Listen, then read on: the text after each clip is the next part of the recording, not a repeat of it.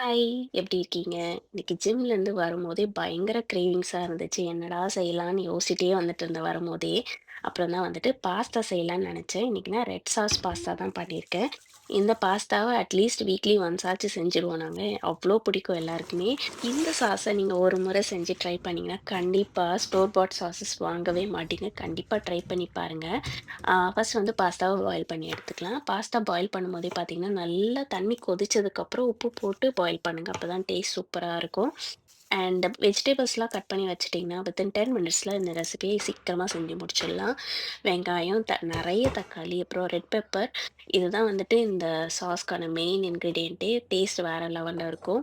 அப்புறம் கொஞ்சமா பூண்டு வந்துட்டு பொடியா கொஞ்சம் நறுக்கி வச்சுக்கோங்க. அப்படியே கொஞ்சம் எடுத்துக்கோங்க. இப்ப அந்த வெஜிடபிள்ஸ் எல்லாமே போட்டு நல்லா வதக்கிக்கோங்க. கூடவே வந்துட்டு முந்திரி அண்ட் காஞ்ச மிளகாய் போட்டுக்கோங்க. நான் அத காமிக்க மறந்துட்டேன். இது நல்லா வதங்குனதுக்கப்புறம் அத எடுத்து ஆறுனதுக்கப்புறம் அரைச்சு வச்சுக்கோங்க. நல்லா ஃபைன் பேஸ்ட்டா அரைச்சு எடுத்துக்கோங்க. பாஸ்தாவ வந்துட்டு ட்ரெயின் பண்ணும்போது கொஞ்சமா அந்த பாஸ்தா வாட்டர் எடுத்து வச்சுக்கோங்க. நம்மளுக்கு தேவைப்படும்.